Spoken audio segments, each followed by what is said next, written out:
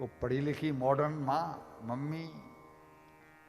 हाँ बेटा, ये सत्य है, बच्चा वही सीखता है जो देखता है। तो आंखों में आंसू आ गए बच्चे के। बोला, माँ मैं हाथ जोड़कर आपके पैर पकड़ करके कहता हूं, माँ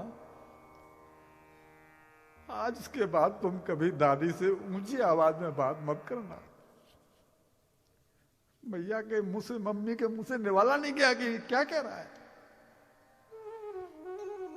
मां मैं देख रहा हूं कि आप दादी से ऊंची आवाज में बात करती हो, और पापा से मैं कह नहीं पाऊंगा, पर तुम कह देना कि पापा से जो अकड़ के बात करते हैं, तिरस्कार से बात करते हैं, ऊंची आवाज में करते हैं दादाजी से, वो उस तरह से बात नहीं किया करें। माँ मैं तुम दोनों से बहुत प्रेम करता हूं, मैं फिर यही तो सीखूंगा। अभी तो मैं 10 साल का हूं, जब तक युवा हूंगा तब तक तो आपके भी बस शब्द बढ़ते चले जाएंगे, मेरी भी समझ बढ़ती चली जाएगी। और फिर जब मैं तुम्हारे साथ ऐसा व्यवहार करूंगा तो सोचो ना कि आज जब ऐसा उनको खराब लगता है तो तुमको कितना खराब लगा करेगा। माँ मेरी विनती को स्वीकार कर लेना। माँ का सर झन्ना गया कि मैं क्या कर रही थी। मैं तो ये भूल गई कि बच्चे वही सीखते हैं जो हम करते हैं।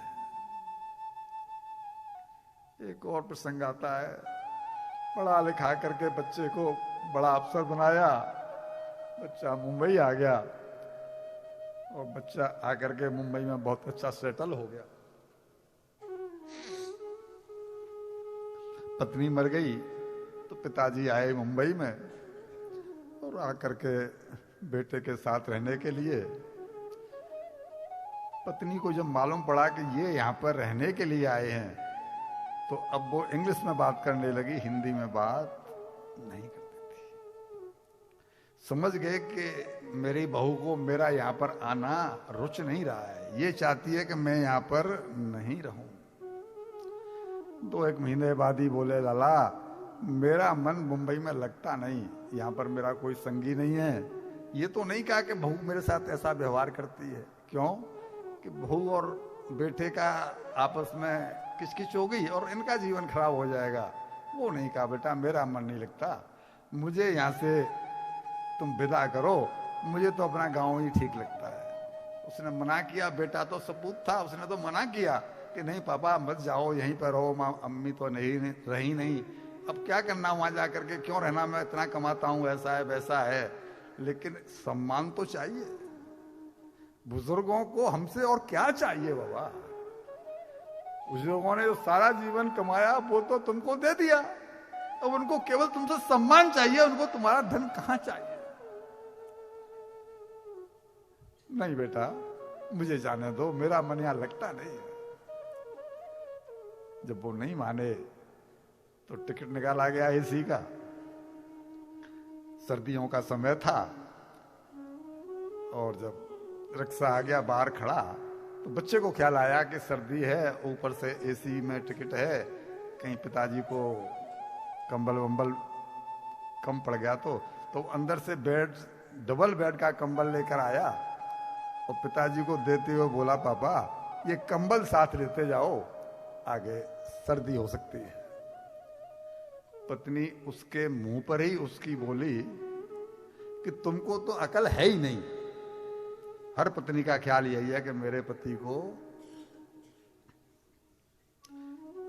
तुमको तो अकल है ही नहीं, ये पिताजी इतने तो दुबले पतले हैं, इतने तो दुबले पतले हैं, ये डबल बेड के कंबल का क्या करेंगे। और कैंची लाई भीतर से और कंबल के 2 टुकड़े, एक टुकड़ा इधर फेंका और दूसरे टुकड़े को घड़ी बना करके पिताजी को थमा दिया कि ये लेते जाओ। उसका 10-12 साल का बच्चा वहां खड़ा था। उसने देखा कि दादाजी को घर से वो तो देख रहा था कि मम्मी कैसा व्यवहार करती है, वो तो समझ गया था कि मम्मी के कड़वे वचनों की वजह से जा रहे हैं, पर मम्मी को कैसे बोले इतना छोटा बच्चा। तो उसने जब देखा कि दादाजी को आधा कंबल काट के दिया है, तो उसने वो आधा कंबल उठा करके घड़ी बनाया और अपनी कांख में लगा लिया। अब वो मॉडर्न मम्मी बोली, क्यों रे ऐसा क्या है कि तूने इस कंबल को अपनी कांख में लगा लिया है? तो बोला, माँ जब मैं तुमको निकालूंगा घर से तो ये कंबल तुम्हें देने के काम आए। मां सर्दी तो तुम्हें भी लगेगी ना। पट्टा सी आंखें खुल गई, लड़का भागा स्टेशन की तरफ गाड़ी लेकर के। रिक्शा स्टार्ट हो चुका था, लौटा के लाया और पत्नी से कह दिया, तू यहां रह तो रह, नहीं तो निकल यहां से, पिताजी तो यहीं रहेंगे। भैया समझो, बच्चे तुमसे सीख रहे हैं, तुमने पिताजी से माताजी से सीखा है। संस्कार घर में नहीं रहे, आगे समय बहुत खराब आ रहा है। आज हालत ये हो गई है कि अब आपसी प्रेम का खत्म होने को है बेटा। घरों में लड़ रहे हैं बाप और बेटा। जो बाप ये कहता है, जो माँ ये कहती है कि मेरे खून की एक एक बूंद ले लो, लेकिन डॉक्टर साहब मेरे बच्चों को बचा लो,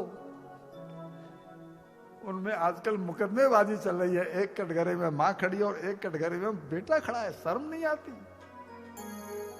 घरों में लड़ रहे हैं बाप और बेटा। गरीबों की तो क्या कहो, अरबपति सिंघानिया को लाले पड़ गए हैं खाने के।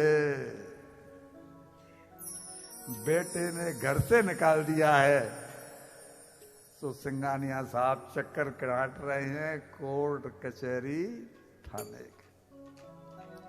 आज घरों में ये स्थिति हो गई है। आप बताइए कि उनके बेटे को रेमंड जैसा ग्रुप कोर्ट कचहरी में केस चला नहीं चल रहा है केवल पैसे के लिए। और भाई कितना खाओगे, क्या करोगे, कितना संग लेके जाओगे?